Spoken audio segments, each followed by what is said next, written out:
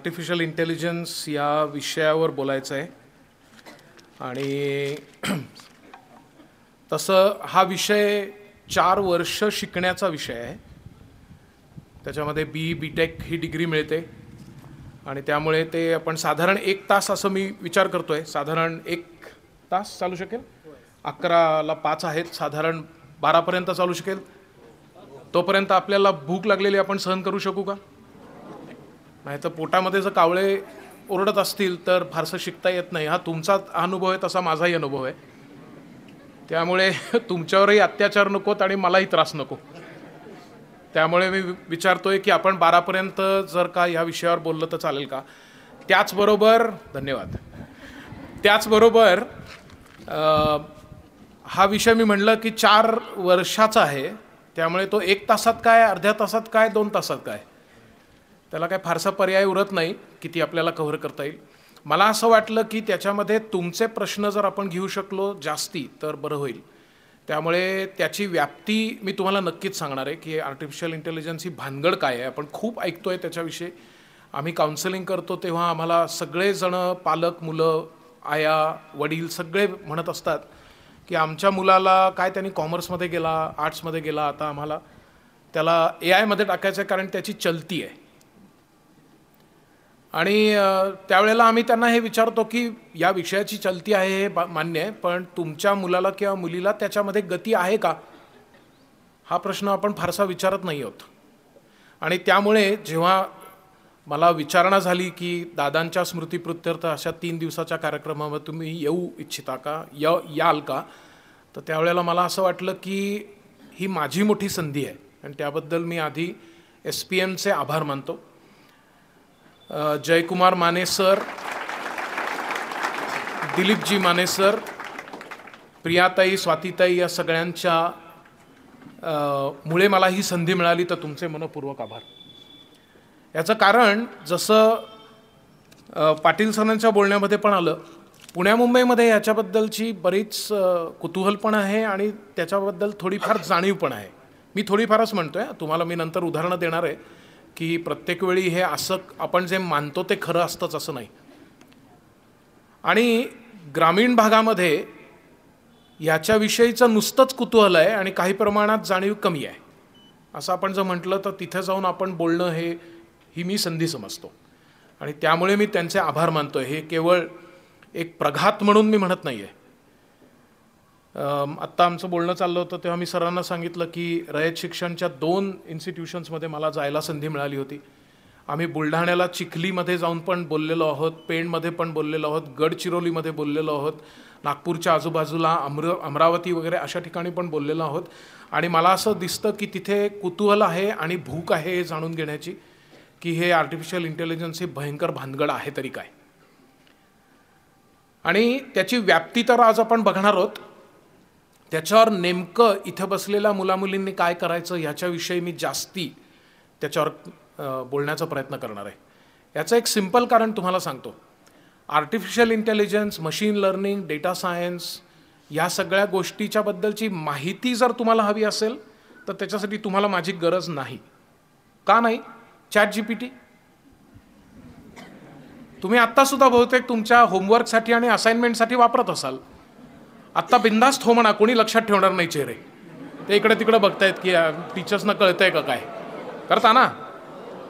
तर तुम्ही जर ChatGPTला विचारलं की आर्टिफिशियल इंटेलिजन्स म्हणजे काय हे 10 वाक्यामध्ये मला सांग, तर ते देईल तुम्हाला 2 सेकंदामध्ये चकट फुकू. त्यासाठी मी पुण्याहून यायचं आणि तुम्ही 1 तास द्यायचा याची गरज पण नाही आहे. त्यामुळे मी त्याच्यावर फार भर देणार नाही आहे.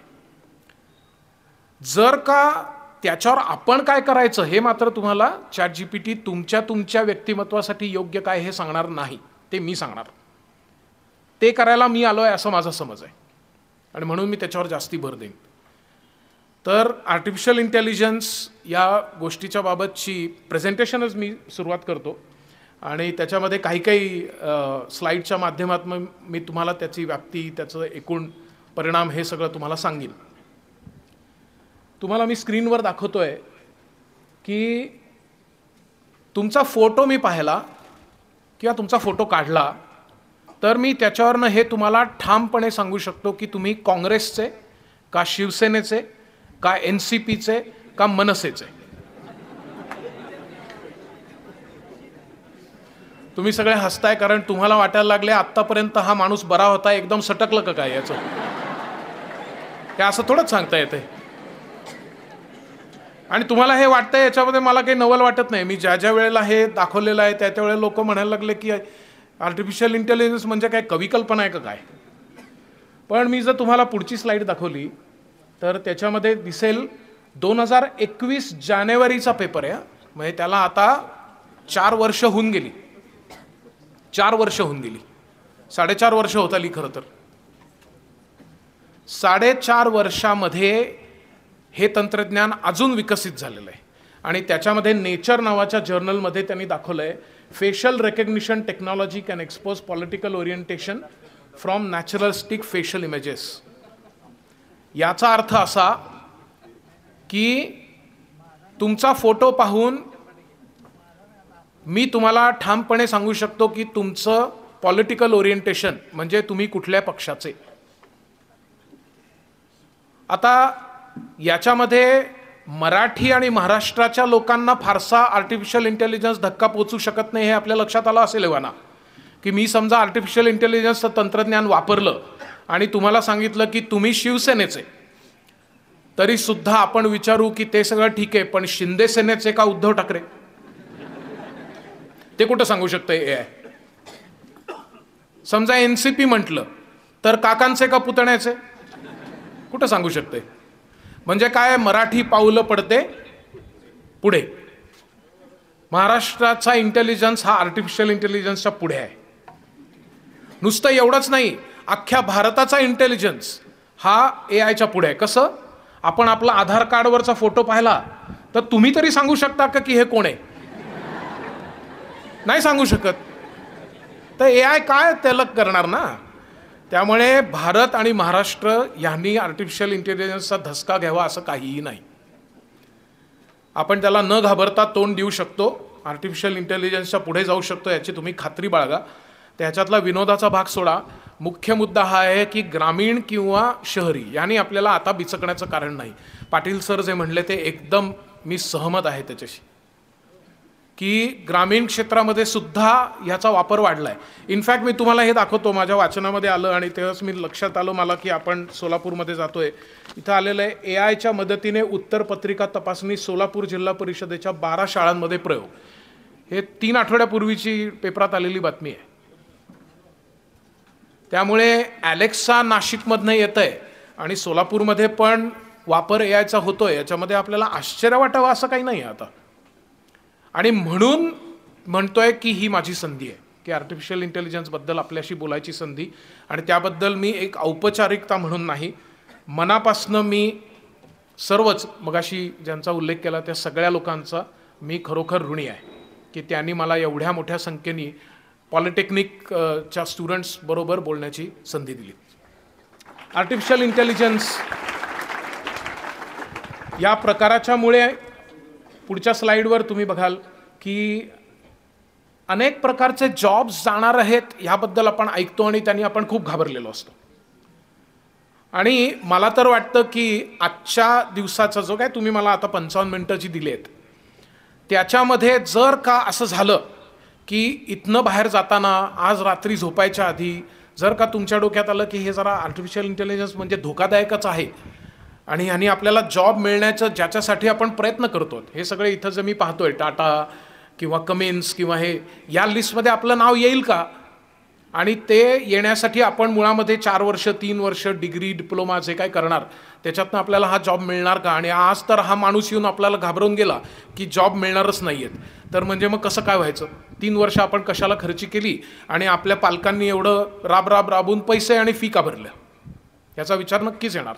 आणि जर का असं झालं की तुम्ही आज घाबरलेले आहात तर मला शांत झोप लागणार आहे.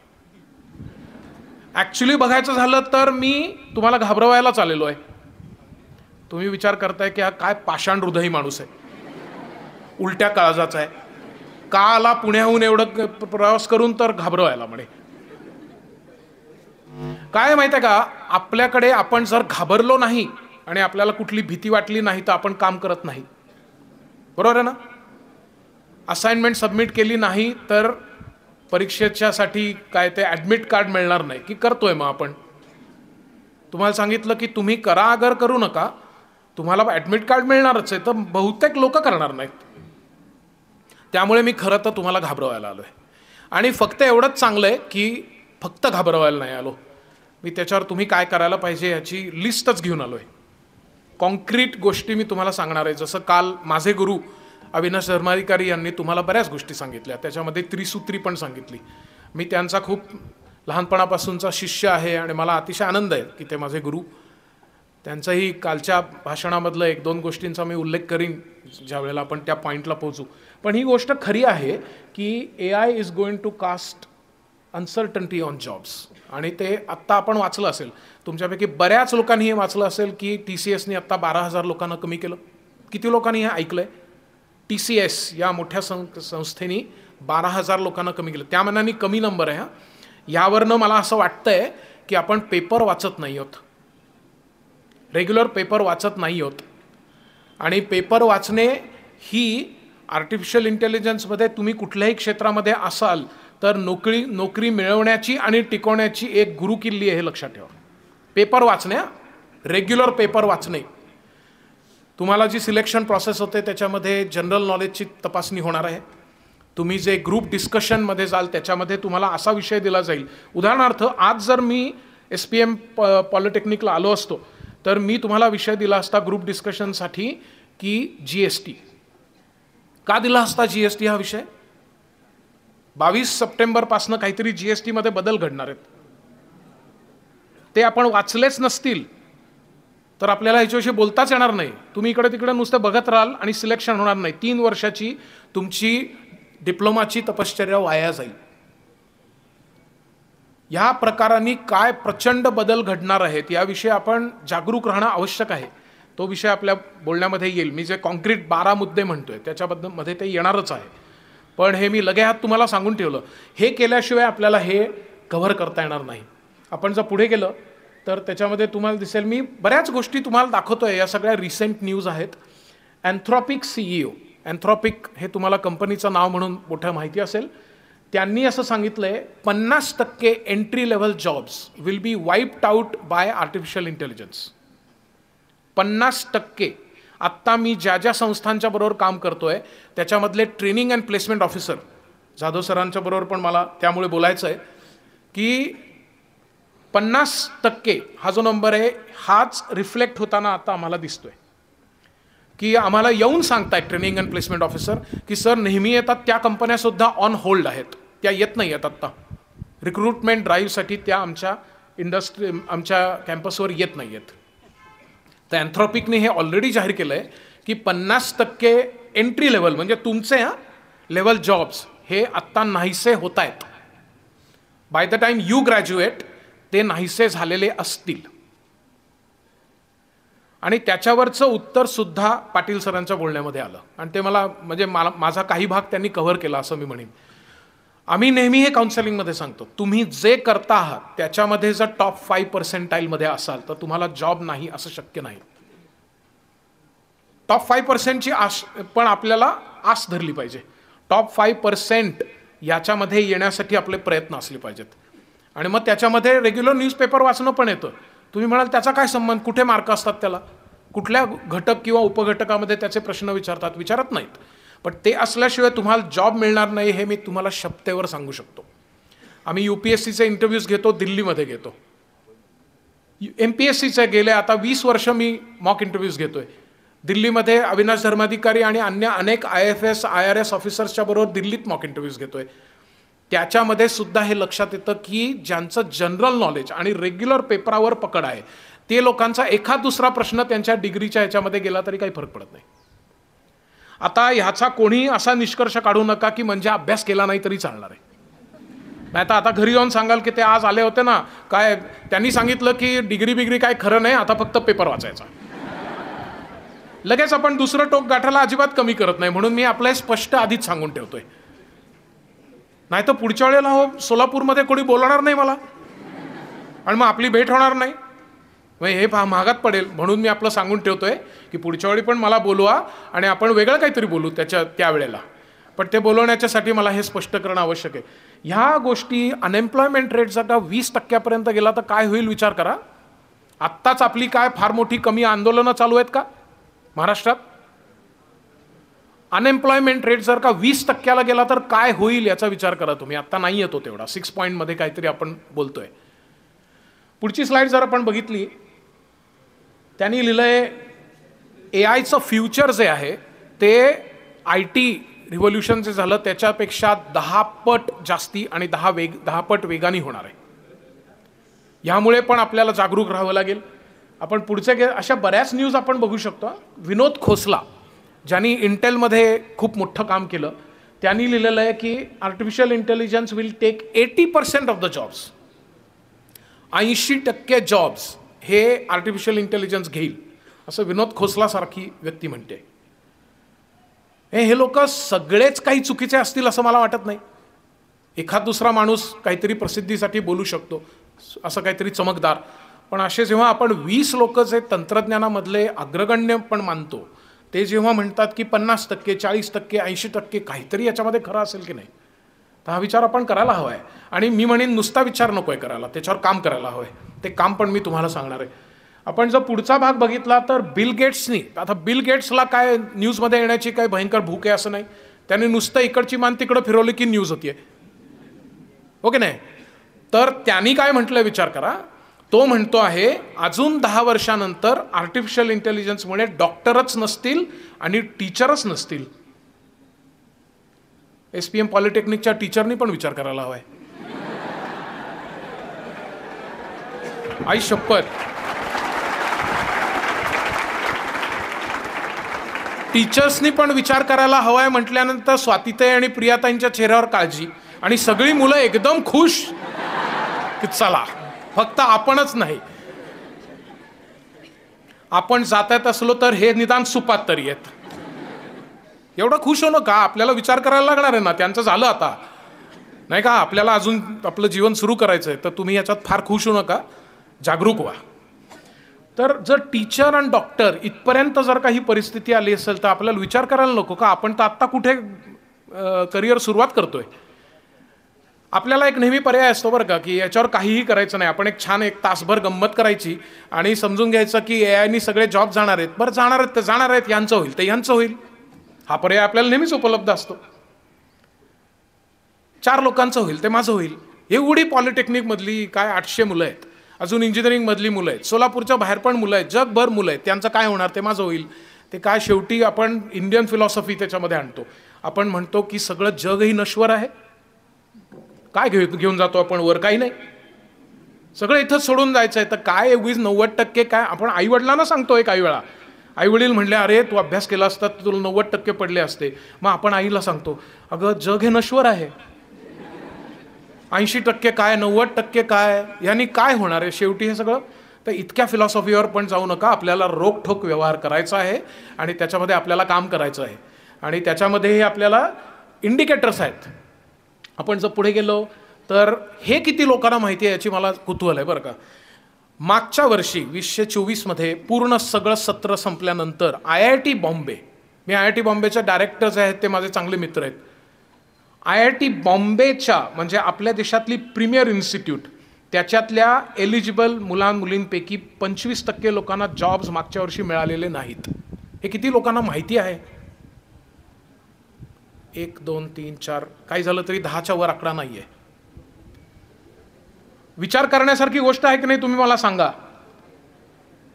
आपण कुमठे इथे SPM पॉलिटेक्निकमध्ये बोलतो आणि आपण म्हणतो की आपल्या देशातली महाकाय विशाल देशाच्या सगळ्यात बेस्ट इन्स्टिट्यूटचे 25% लोक जे एलिजिबल आहेत, ज्यांना नोकरी हवी आहे, त्यांना मिळाली नाहीये मागच्या वर्षी.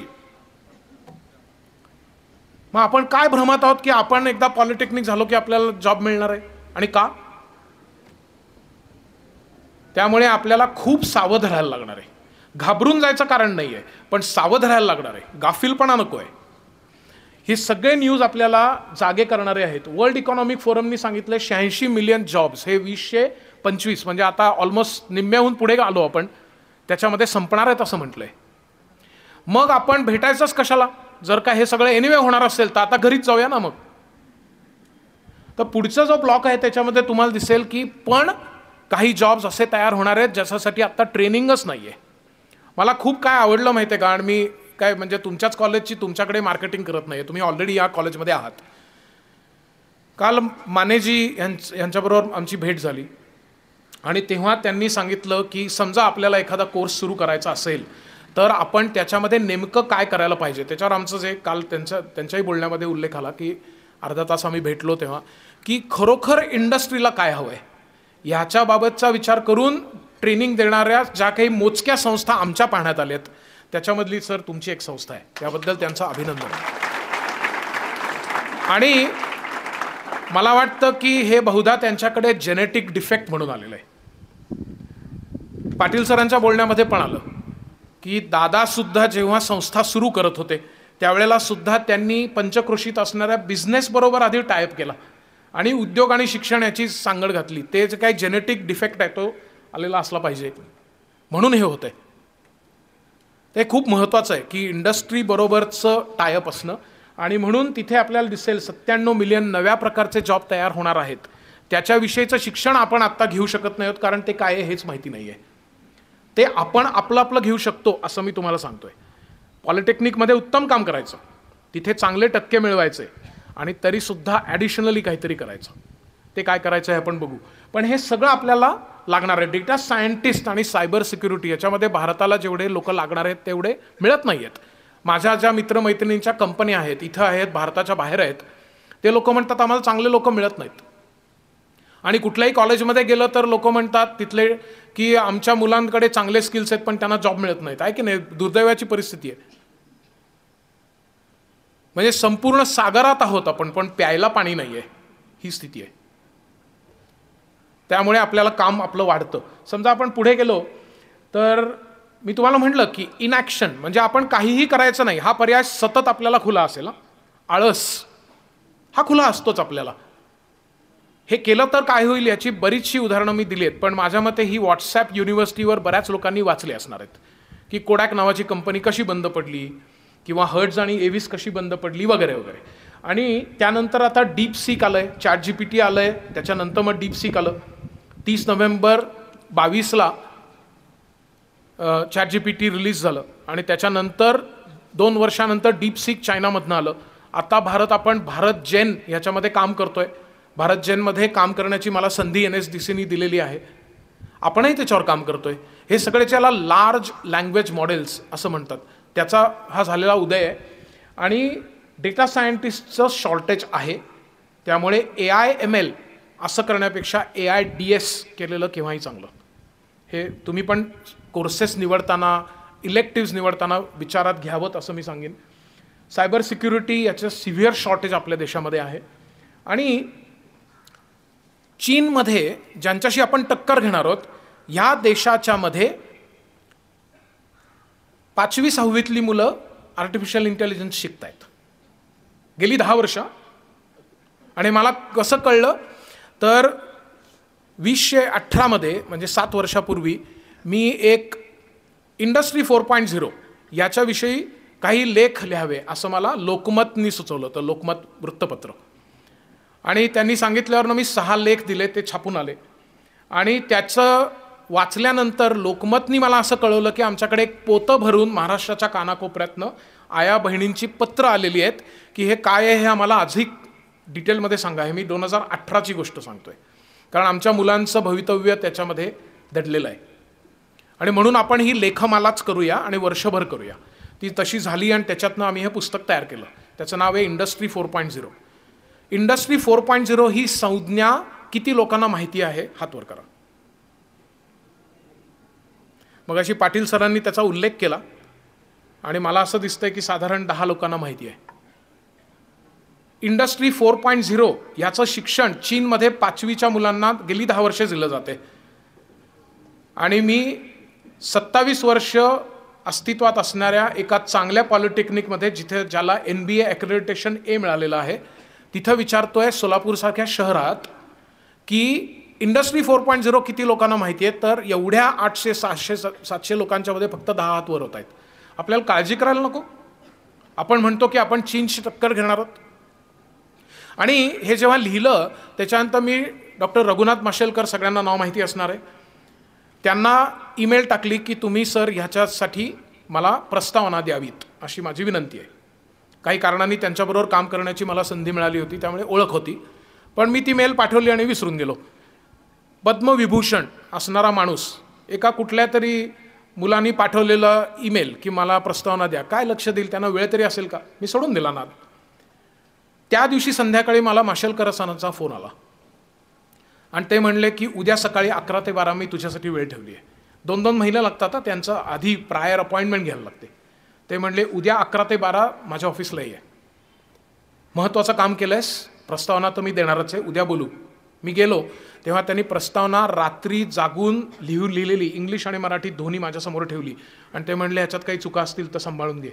म्हणलं सर तुमची काय चुका मी सांगणार. ते म्हणले मी भारत सरकारला हे सांगतो आहे की इंडस्ट्री 4.0 याविषयी आपण पॉलिटेक्निक आणि इंजिनिअरिंग कॉलेज ह्याच्यामध्ये जागरूकता केली पाहिजे, कारण मला रोज दिसतंय जेव्हा जेव्हा जातोय तेव्हा की चीनमध्ये कोळी मुलं आहेत, मुली आहेत, त्यांना इंडस्ट्री 4.0 माहिती आहे आणि भारत देशातले अत्यंत हुशार ग्रामीण किंवा शहरी मुलांना त्याची कल्पनाही नाही. हे देशासाठी घातक आहे आणि म्हणून आपल्याला हे करायला पाहिजे. तर ते मराठीमधलं पहिलं पुस्तक म्हणजे हे. आणि म्हणून ते म्हणले प्रस्तावना तर मी देतोच, याच्यानंतरचं जे पुस्तक आहे ते तुमच्या सोलापूरमधल्याच अच्युत गोडबोले यांनी लिहिलेलं आहे आणि 2च पुस्तक आहेत. आर्टिफिशियल इंटेलिजन्स या म्हणजे इंडस्ट्री 4.0 या महत्त्वाच्या विषयावर फक्त 2 पुस्तकं आहेत, त्यातलं हे पहिलं पुस्तक आहे. आणि हे आणि अजूनही 1-2 पुस्तकांविषयी मी उल्लेख करणार आहे. ही पुस्तकं आम्ही आत्ता घेऊन आलेलो आहोत, ही आम्ही विकायला आणलेली आहेत. तुम्ही म्हणाल की हा अत्यंत पुणेरी माणूस दिसतोय की आता एवढी 800 लोक मिळाली आहेत तर चला मार्केटिंग करून टाका. जातात कुठे आता? तर हा मार्केटिंगचा भाग नाही आहे. मी काल मानेजींना पण सांगितलं की हे पुस्तक छापायला आम्हाला 97 रुपये खर्च येतो. आम्ही ते 100 रुपयाला गेली 6 वर्ष विकतोय. आणि का असं विकतोय? आम्हाला यातनं कॉन्शियसली प्रॉफिट नको आहे, आम्ही ठरवलं आहे.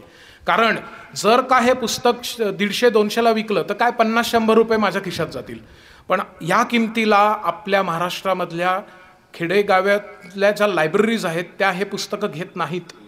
आणि त्यांनी जर हे घेतलं नाही तर महाराष्ट्र सरकारचा रिपोर्ट सांगतो की एक पुस्तक 15 मुलं ऑन अन ॲव्हरेज वाचतात. ती 15 मुलं हे वाचणार नाहीत आणि ते जे नुकसान आहे ते माझ्या मते खूप मोठं आहे. म्हणून हे आम्ही 100 रुपयाला विकतोय आणि त्याची आत्ता 12वी आवृत्ती आहे. म्हणजे हे मराठी बेस्टसेलर आहे आणि ह्याच्या 20,000 कॉपीज खपलेल्या आहेत. मी इथं खपवायला आलेलो नाही आहे. तुम्ही शेअर करा आणि विकत घेऊन वाचा. तुम्ही वाचा हे सांगण्याला आलो आहे मी. हे वाचलं नाही किंवा या प्रकारचं ज्ञान घेतलं नाही तर आपण या जगामध्ये टिकणार नाही हे सांगायला आलो आहे मी. आणि म्हणून चीनचं उदाहरण आपल्या समोर आहे. 10 वर्ष 15 वर्ष झाली ती लोक हे शिकत आहेत आणि we have to be careful about this. समजा आपण पुढे गेलं तर आपण हे करू शकू का? इंडस्ट्री 4.0 करू शकू का? अतिशय छान उदाहरणं पाटील सरांनी दिली, मला खूप आवडली. माझ्याकडे पण त्याच्यामध्ये ॲड करता येतील अशी सुदैवानी गेल्या 10-15 वर्षातली उदाहरणं आहेत. काही लोकांना तर मी मेंटर केलेलं आहे. गडचिरोलीमधल्या 3 मुलींची गोष्ट मला आठवली की ज्याच्यामध्ये आम्ही एक मशीनचं पॅटर्न फाईल केलं. त्या मुलींच्या आया ते वर्णन करत होते तशा पाड्यामधल्या आहेत आणि अशिक्षित आहेत आया, पण त्यांचं पॅटर्न फाईल केलं आणि त्यांना चांगले जॉब्स मिळाले ते पॅटर्नच्या बळावर. आणि ते कसं झालं त्याची स्टोरी सांगण्याची आपल्याला वेळ नाही म्हणून, पण खरोखरच सर जे म्हणत होते की ग्रामीण भागामध्ये सुद्धा प्रचंड टॅलेंट भरलेली आहे आणि ती टॅलेंट आम्ही बघतो ना. एक पॅटंट मी एका पुण्यामधल्या कंपनीचं फाईल केलं, ते मिळालं. त्या कंपनीला जी 5-6 फाईल केली त्याच्यातलं एकच मिळालं आणि ते ज्यांनी फाईल केलं होतं त्याचा उद्गाता होता तो डिप्लोमा होल्डर होता, इंजिनियर नव्हता. त्यामुळे हे तुम्हालाही करता येणार आहे आणि माझा आग्रह आहे तुम्ही करा. हे केलं तर आपण 5% मध्ये येणार. आजकाल इंडस्ट्री फक्त थिओरॉटिकल प्रश्न विचारणार नाहीये. थर्मोडायनॅमिक्सचे प्रिन्सिपल सांगा, न्यूटन्स लॉज काय आहे सांगा, हे सगळं जुनं पुराणं झालं. आता ते तुम्हाला सांगणार आहेत की हा आमचा आजचा रोजचा प्रश्न आहे, हा तुम्ही कसा सॉल्व्ह कराल. आणि आपली विकेट उडणार, कारण आपल्याला हे शिकवलेलंच नाहीये. म्हणून आपल्याला जे करायचं आहे त्याची जर का आपण जाणीव आज इथून घेऊन गेलो आणि थोडीशी भीती घेऊन गेलो तर तुम्ही मला अतिशय खुश कराल. मला असं वाटेल की आपण काहीतरी कारणी लावला आपला 1 तास तुमचा आणि माझा, आणि म्हणून आपणही हे करू शकतो. ह्याचं सगळ्यात बेस्ट उदाहरण मी तुम्हाला देतोय. UPI आपण सगळे आता रोज आणि सर्रास वापरतो. पार्किंग लॉटमध्ये 5 रुपये द्यायचे असतील तर तिथला कर्मचारी सुद्धा तुम्हाला सांगेल की तुम्हाला 5 रुपये द्यायचे तर नाणं बिणं देऊ नका, जीपे करून टाका, भीम ॲप वापरा, काहीतरी. UPI हे तंत्रज्ञान तुम्हाला गंमत वाटेल पण जगामध्ये नाही आहे. जर्मनीचा जेव्हा एक मिनिस्टर दिल्लीमध्ये आला होता 2 वर्षापूर्वी, त्यावेळेला त्यांनी हे तंत्रज्ञान दिल्लीच्या बाजारामध्ये जाऊन बघितलं आणि तो थक्क झाला. ही पेपरात आलेली न्यूज आहे, कपोतकल्पित नाही आहे. तो म्हणला हे तंत्रज्ञान आमच्याकडे नाही, आम्हाला क्रेडिट कार्ड नाही तर कॅश लागते आणि तुम्ही नुसतं मोबाईलवरनं करू शकता. आणि ॲक्च्युली होतं, याच्यात फसवणूक नाही. आत्ता UPI हे फ्रान्समध्ये वापरलं जात आहे, सिंगापूरमध्ये वापरलं जात आहे, व्हिएतनाम, कंबोडिया, युरोपमधले काही देश याच्यामध्ये वापरलं जात आहे आणि हे तंत्रज्ञान आपलं आहे. त्यामुळे असं अजिबात समजू नका की आम्ही कुमठेमधले आहोत आणि आम्ही पॉलिटेक्निकमधले आहोत, सबब आम्हाला काहीही करता येणार नाही. हा भ्रमच आहे आणि तो जितक्या लवकर तुम्ही मोडाल आणि त्या पहिल्या 5% जाण्याचा प्रयत्न कराल तेवढं तुम्ही AI वर मात करणार आहात. पुढचं जर आपण बघितलं तर TCSनी सांगितलेली बातमी आहे ती आपण सोडून देऊ. पुढचं जर आपण बघितलं, आता यापेक्षा अजून काय मला तुम्हाला वेगळं सांगता येणार नाही. तंत्रज्ञान भारतात कुठपर्यंत पोचलंय याचं उदाहरण आहे. मला माहित नाही किती लोकांनी ही लोकसत्तामध्ये बातमी वाचली आहे. भिकारी लोकलमधला तो सांगतोय की तुम्हाला मदत त्याला करायची आहे तर तो म्हणतो कॅश बिश देऊ नका, हा माझा QR कोड. आता यापेक्षा आपण काय सांगणार की भारतात तंत्रज्ञान आहे का नाही? आपली शैक्षणिक पातळी त्यापेक्षा थोडी वर आहे एवढं मान्य आहे तुम्हाला? मग आपल्याला तंत्रज्ञानाचं काय वावड आहे? त्यामुळे विचार करा. समजा आपण पुढे गेलो, पुढे जाऊया आपण. इंडस्ट्री 4.0 म्हणजे काय याचं मी तुम्हाला अक्षरशः काही सेकंदात फक्त वर्णन करतो, कारण ते तुम्हाला माहिती नाही आहे असं दिसलं. 10 लोकांचं माहिती असतं तर आपण हे पण स्किप केलं असतं. कारण मी म्हणलं तसं 4 वर्षाचा कोर्स आहे अहो, तो 40 मिनिटं आणि 60 मिनिटामध्ये कसा बसवणार ना. 4 आवर्तनं आहेत, औद्योगिक क्रांतीची 4 आवर्तनं, इंडस्ट्रियल रिव्होल्यूशन. ते पहिलं आहे ते स्टीम इंजिन, दुसरं आहे ते मास प्रोडक्शन म्हणजे मेकॅनिकल इंजिनिअरिंग, तिसरं म्हणजे की इलेक्ट्रॉनिक्स, आणि चौथं म्हणजे आपण ज्याला AI म्हणतो ते. थोडक्यात सांगायचं तर ही 4 आवर्तनं वेगवेगळ्या टप्प्यामध्ये घडलेली म्हणजे इंडस्ट्री 4.0चा उदय. त्याच्यामध्ये असणारे तंत्रज्ञानं जर आपण बघितली तर ही सगळी 9 तंत्रज्ञानाचा समुच्चय, कॉन्फ्लुएन्स ऑफ 9 टेक्नॉलॉजीज, याच्यामुळे आपण म्हणतो इंडस्ट्री 4.0 हे अस्तित्वात आलं. त्याच्यामध्ये जसं पाटील सर मगाशी म्हणले तसं आर्टिफिशियल इंटेलिजन्स हे त्या सगळ्याला बांधणारा एक धागा आहे आणि हे सगळं ह्याच्यामध्ये लिहिलेलंच आहे. त्यामुळे तुम्ही हे विकत घेऊन वाचालच असे मी एक अत्यंत पुणेरी सल्ला तुम्हाला देतो. याच्यावर मी आणि त्यामुळे फार वेळ देत नाही.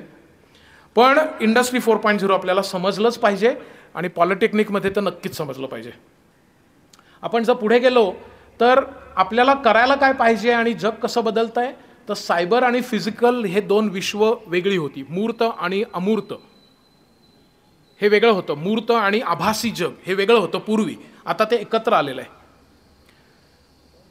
पूर्वीचे रीडिंग, रायटिंग, अरिथमॅटिक असे जे 3 प्रिन्सिपल्स होती शिकण्याची, ती बदलून आता इंटरॅक्टिव्ह, इंडिव्हिज्युअलाइज आणि इंटरडिसिप्लिनरी अशी झालेली आहेत.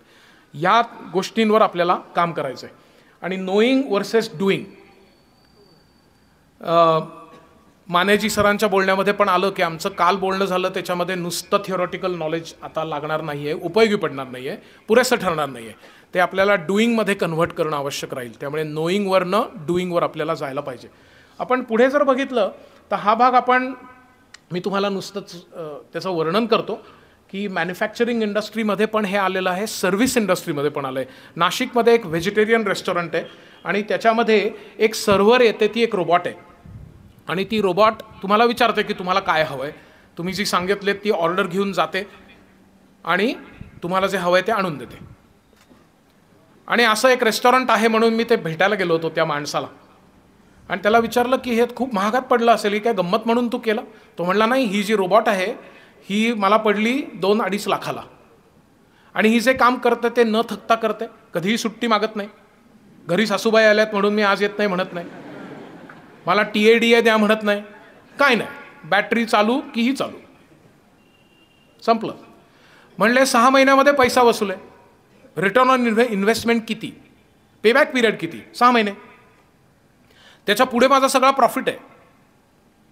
आता विचार करा, ही गंमत आहे आणि गंमतच आहे त्या आत्तापुरती.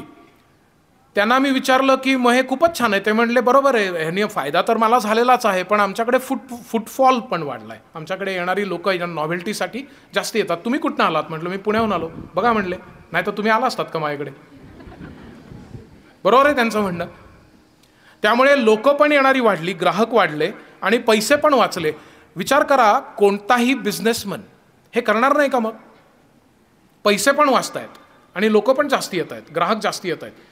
मग असं जर झालं तर जी लोक आत्ता हे काम करतायत सर्व्हर म्हणून, त्यांचं काय होणार? आणि त्यांच्या घरच्या लोकांचं काय होणार? त्यांच्यावर अवलंबून आहेत ना, फॅमिलीज त्याच्यावर अवलंबून आहेत. आणि त्यामुळे आपल्याला ह्याच्यावर विचार करायला पाहिजे. आपण जर पुढे गेलं तर हे पण आपण स्किप करूया. बिफोर आय टेल यू काय करायचं, मला तुम्हाला हे सांगायचं आहे की सर्व क्षेत्रांमध्ये याचा इम्पॅक्ट होतोय.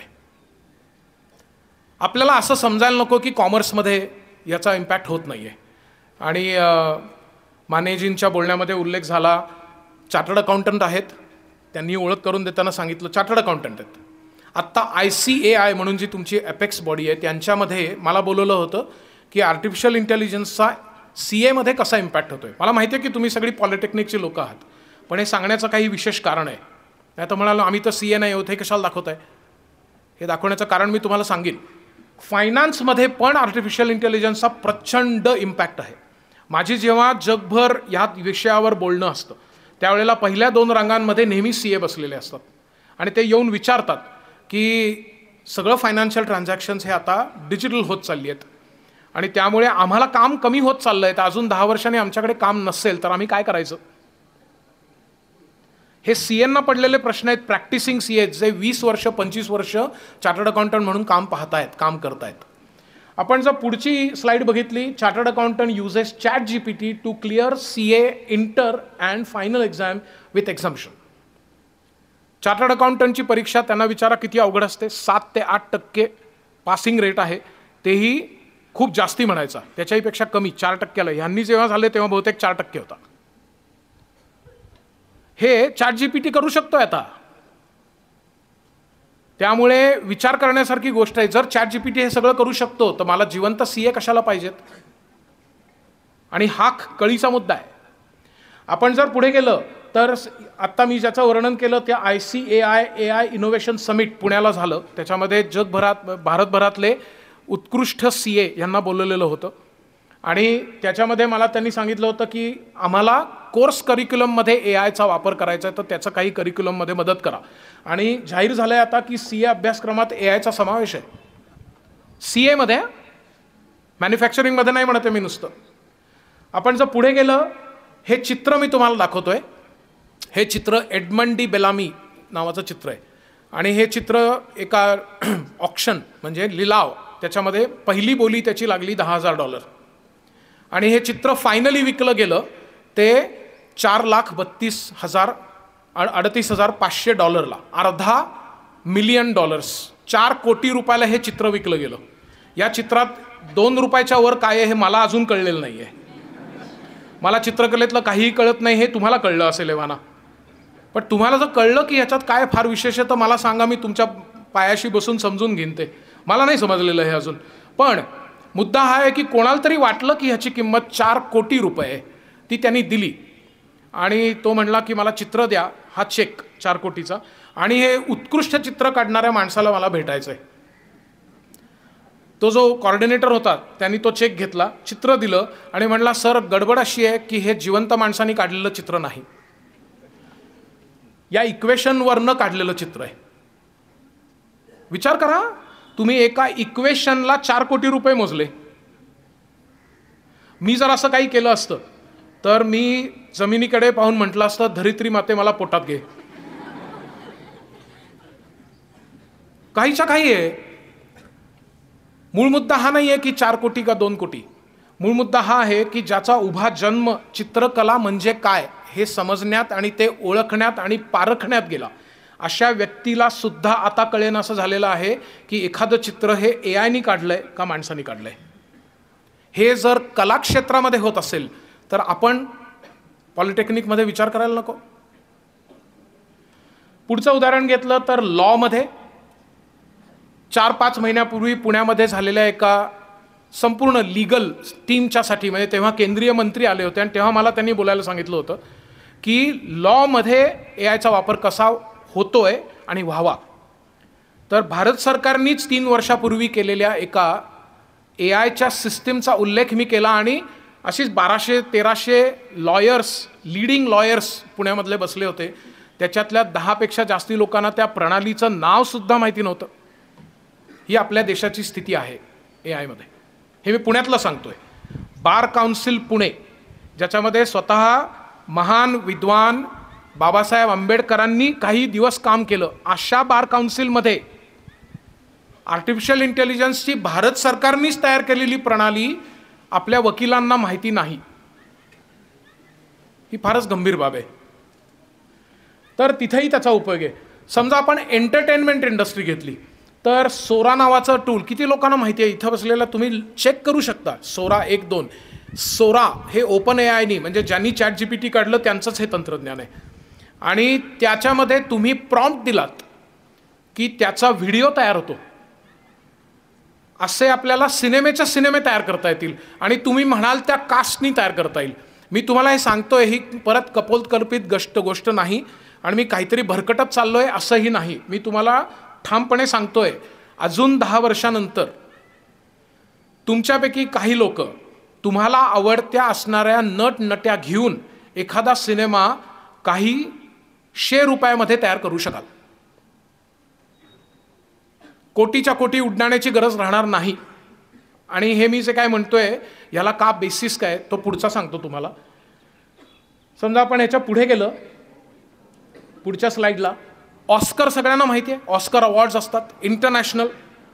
ऑस्कर अकॅडमीनी 2 महिन्यापूर्वी जाहीर केलं आहे की जर का कोणी आर्टिफिशियल इंटेलिजन्सच्या साहाय्याने अथपासून इतीपर्यंत, म्हणजे कास्ट, सिनेमॅटोग्राफी, स्क्रिप्ट, डायरेक्शन, सगळंच, लाईट्स, स्पेशल इफेक्ट्स, सर्व AIच्या माध्यमातून केलं, अथपासून इतीपर्यंत, बिगिनिंग टू एंड जर केलं तर ती एंट्री आम्ही व्हॅलिड एंट्री धरू, असं ऑस्कर अकॅडमीनी सांगितलं आहे आत्ता. आणि हे जणू कमी, परवाची न्यूज तुम्ही वाचलीत की नाही मला माहिती नाही, पण चिरंजीवी हनुमान, किती लोकांनी हे वाचलंय? माझा खूप आग्रह आहे तुम्हाला. आपण जे काय 40 मिनिटं एकमेकांना ओळखतो त्याच्यावरनं मी तुमच्याकडे हट्ट धरतोय, न्यूजपेपर वाचत चला. आजचं GST आणि चिरंजीवी हनुमानवरनं मी जरा दचकलेलो आहे. हे मी तुम्हाला सांगतो की नुसतं पॉलिटेक्निकच्या विषयांनी आता यापुढे जॉब मिळणार नाहीत. ते तर उत्तम करायचेच, पण न्यूजपेपर पण वाचायचं आहे. चिरंजीवी हनुमान या नावाचा पहिला भारतातला AI बेस्ड मूव्ही तयार होतोय. तो 2026 रिलीज होणार आहे. त्याची सुरुवात झाली, त्याची काय म्हणू आपण कोनशिला कार्यक्रम आत्ता झाला. म्हणजे आपणही कुठे मागे नाहीत. आणि या इंडस्ट्रीमध्ये पण आत्ता अनेक लोक, अमिताभ बच्चनपासून ते लेखकांपर्यंत सगळी लोक भीती एक्सप्रेस करतायत की आर्टिफिशियल इंटेलिजन्समुळे आमच्या कामावर, आमच्या स्किलवर गदा येते. आपण जर पुढे गेलं तर अजून एक उदाहरण आहे. आपण अशी अनेक उदाहरणं पाहू शकतो. वेळेच्या अभावी मी तुम्हाला दाखवत नाही आहे. शेती क्षेत्रामध्ये बरेच वेळा मला हा प्रश्न विचारला जातो की हे सगळं तुमचं समजा अगदी कॉमर्समध्ये म्हणा, फायनान्समध्ये म्हणा, मॅन्युफॅक्चरिंग, मेडिसिनमध्ये तर म्हणाच, पण बाकी शेतकरी, शेती क्षेत्रामध्ये याचा कसा काय इम्पॅक्ट होईल? तर असंख्य ऑलरेडी उदाहरणं आहेत. मायक्रोसॉफ्ट आणि आंध्र प्रदेशनी शेती क्षेत्रामध्ये आमूलाग्र बदल हे करून दाखवलेले आहेत. ते रिपोर्ट होऊन सुद्धा 6 वर्ष होऊन गेली. त्यामुळे आपण या भ्रमात राहायला नको की शेती आहे म्हणजे आपल्याला ह्याचा काही संबंध नाही. आणि त्याची जाणीव तुम्हाला इथं दिसेल की कुठला पक्ष किंवा कुठला नेता यापेक्षा सुद्धा AI च्या वापरासाठी कृषी क्षेत्रात 500 कोटी हा सरकारचा निर्णय आहे. शेवटी फोटो कोणाचाही असू देत. मुद्दा हा आहे की हे सरकार मान्य आहे आणि कृषी क्षेत्रामध्ये AI लागणार आहे याची जाणीव आणि त्याच्याबद्दलची ॲक्च्युअली उपाययोजना चालू आहे. सर्व राज्यांमध्ये म्हणायचं झालं तर महाराष्ट्र थोडा मागे आहे असं आपल्याला म्हणायला लागेल. तामिळनाडू, तेलंगण, गुजरात, कर्नाटक याच्यामध्ये ज्या तऱ्हेचं ॲलोकेशन बजेटमध्ये होतं आहे AI साठी ते यापेक्षा जास्त आहे पर्सेंटेज वाईज. सो आपल्याला ह्याचा नक्की विचार करायला लागेल. आणि म्हणून आपण काय करायचं हे जर का आपण 20 मिनिटामध्ये बघितलं तर मी म्हणेन की आधी मुळामध्ये प्रश्न काय आहे तो समजावून घेऊ की 2025 मध्ये कोणती स्किल्स अक्रॉस द इंडस्ट्री लागणार आहेत. त्याच्यामध्ये तुम्हाला दिसेल ॲनालिटिकल थिंकिंग आणि इनोव्हेशन आणि ॲक्टिव्ह लर्निंग आणि लर्निंग स्ट्रॅटेजी. ॲक्टिव्ह लर्निंग आणि लर्निंग स्ट्रॅटेजी म्हणजे कालच्या भाषणामध्ये माझे गुरु अविनाश धर्माधिकारी यांनी जे दुसरं त्रिसूत्रीमधलं सांगितलं ते म्हणजे स्वाध्याय. आणि हे त्यांनी सांगितलं नुसतं असं समजू नका. 40-45 वर्षापूर्वी मी त्यांचा विद्यार्थी होतो, तेव्हा मी 6वी मध्ये होतो. त्यांच्याकडनं इतिहास शिकण्याचं मला भाग्य मिळालं. 6वी मध्ये सगळं विषय शिकवून झाल्यानंतर त्यांनी आम्हाला पर्याय दिला.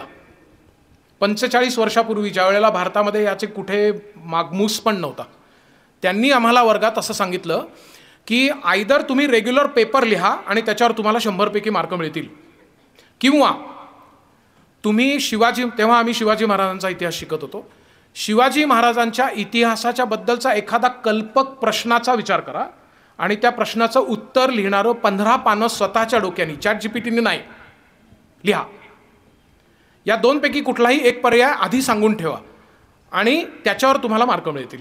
मी अर्थातच दुसरा पर्याय निवडला रेग्युलर पेपर लिहिण्याच्या ऐवजी. मी काय प्रश्न घेतला, शिवाजी महाराज झालेच नसते तर भारताच्या इतिहासात काय घडलं असतं.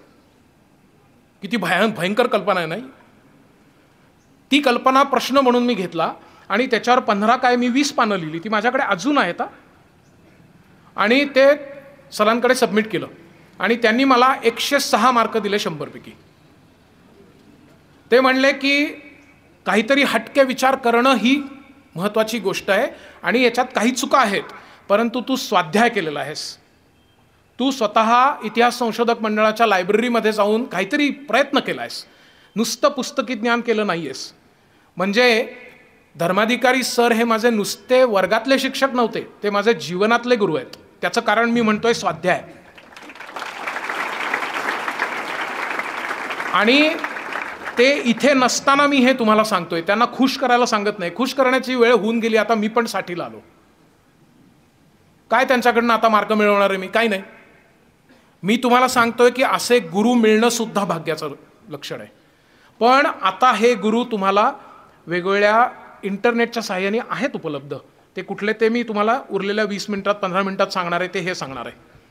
तर हे आपण करायचं आहे असा माझा तुमच्याकडे आग्रह आहे. Without that you will just have a degree, ती तुम्ही भिंतीवर लावाल आणि नोकरी नसेल. तुम्ही ठरवा काय करायचं आहे. आणि माझा आग्रह आहे की एवढी हुशार मुलं असतील, एवढ्या हुशार मुली असतील तर हे आपल्याला करायला हवं आहे. तर लर्निंग स्ट्रॅटेजी त्याच्याबरोबर जर आपण कोर स्किल्स 2030चे घेतले तर त्याच्यामध्ये तुम्हाला दिसेल चौथा क्वाड्रंट ब्लू कलरचा, जो लाईट ब्लू कलरचा आहे, की या पुढच्या 5 वर्षामध्ये नेमकं इंडस्ट्रीला काय हवं आहे आणि त्यानुसार आपण आपलं करिक्युलम म्हणजे इलेक्टिव्ह ठरवणे आणि आपलं एज्युकेशन ठरवणे हे आपल्याला केलं तर we have a lot of scope. त्याच्यामध्ये आपल्याला दिसेल AI आणि बिग डेटा हे आपल्याला करायला लागणार आहे. क्रिएटिव्ह थिंकिंग करायला लागणार आहे. Motivation, empathy, creativity, talent management आणि लर्निंग हे आपल्याला करायला लागणार आहे. तर या जर गोष्टी आपण करणार असू तरच आपण AIच्या काळामध्ये टिकणार आहोत. आणि म्हणून जर आपण बघितलं की एक उदाहरण मी तुम्हाला देतोय, 2009 मध्ये एक हेलिकॉप्टर आहे, त्याच्यामध्ये असणारा एक पायलट आहे आणि तो वरनं एरियल फोटोग्राफी करतोय. 2019चं चित्र काय आहे? ड्रोन आहे. क्लिअर अर्थ असा आहे की तो जो पायलट आहे हेलिकॉप्टरचा त्याला जॉब नाही आणि वरनं फोटोग्राफी करतोय त्या फोटोग्राफरला पण जॉब नाही. मग आता या दोघांनी काय म्हणायचं की आता सगळं संपलं जीवन? नाही. या फोटोग्राफर जो वरनं फोटो काढतोय तो जो म्हणला की आता मी ड्रोनचा फोटो कसा काढायचा हे शिकतो, तर त्याला जॉब आहे. तो जो म्हणला की मी हे शिकलो आता असाच मरणार, तर तो खरंच नुसता मरेल, जॉब नाही. हा मुद्दा आहे की आपण जे शिकणार पॉलिटेक्निकमध्ये त्याच्यामध्ये सतत शिक्षणाची, ज्याला निरंतर शिक्षण म्हणतो आपण, ते करायला लागेल. म्हणजे स्वाध्यायात मा प्रमदः असं जे काल सरांनी सांगितलं ते म्हणजे निरंतर शिक्षण. आणि हे तुम्ही असं समजू नका की हे फक्त तुमच्यासाठी लागू आहे. नाव घेऊन सांगतो मी, पर्सिस्टंट सिस्टम्स म्हणून जी खूप मोठी संस्था आहे पुण्यामध्ये, त्याच्यामध्ये दर 18 महिन्यांनी असणाऱ्या लोकांच्या परीक्षा घेतल्या जातात. त्याच्यात ते पास झाले नाहीत तर त्यांना कामावरनं काढून टाकतात. हे इंडस्ट्रीमध्ये घडतंय. आपण तर आत्ता कुठे सुरुवात करतोय, आपल्याला पर्याय नाही. त्यामुळे आपल्याला हे शिकायला लागेल. समजा आपण पुढे गेलो, याच्याही पुढे जर आपण गेलो तर 3 महत्त्वाच्या सजेशन्स आणि मग तुम्हाला 12 मुद्दे मी कॉन्क्रीट सांगतो. एक म्हणजे AI हा ऑप्शन आता उरलेला नाही आहे. AIच्या जगात आपण कसं जगायचं, AIचं स्वागत कसं करायचं वगैरे हे सगळे प्रश्न मागे पडले आणि रद्द पातळ आहेत. इनफॅक्ट अच्युत गोडबोले सर आणि माझी अशी एकत्र मुलाखत ABP माझावर झाली होती. आणि तेव्हा ज्ञानदा कदम म्हणून जी आहे अँकर, बऱ्याच महाराष्ट्रामध्ये प्रसिद्ध आहे, तिने मला प्रश्न विचारला की सर आपण AIचं स्वागत कसं करूया. म्हटलं अहो, जी व्यक्ती ऑलरेडी आपल्या स्वयंपाकघरात आली आहे, बेल वाजवत नाही आहे दारावर, तिचं स्वागत कसं करणार, ती ऑलरेडी घरात आली आहे. त्यामुळे AI आलेलं आहे ह्याची आपण खात्री बाळगूया आणि त्याला आपल्याला काही फार स्वागत करणं किंवा न करणं वगैरे याचा काही पर्याय नाही आहे. दुसरं, आपण कॉम्पीट AI बरोबर करत नाही आहोत. AIचा वापर जर आपण केला तर आपण टिकणार आहोत. आपली स्पर्धा ही AI वापरणाऱ्या लोकांच्या बरोबर आहे, AI बरोबर नाही. AI बरोबर आपण टिकूच शकणार नाही आहोत, कारण ते न दमता काम करू शकतं. त्यामुळे AI शिकणं हे त्याच्यावरचा उपाय आहे. आणि त्याच्याविषयीची माहिती पण आम्ही AI टूल्स नावाच्या पुस्तकात दिले. सेम स्टोरी आहे. याची छापील किंमत 250 आहे. आम्ही हे 100ला विकतो.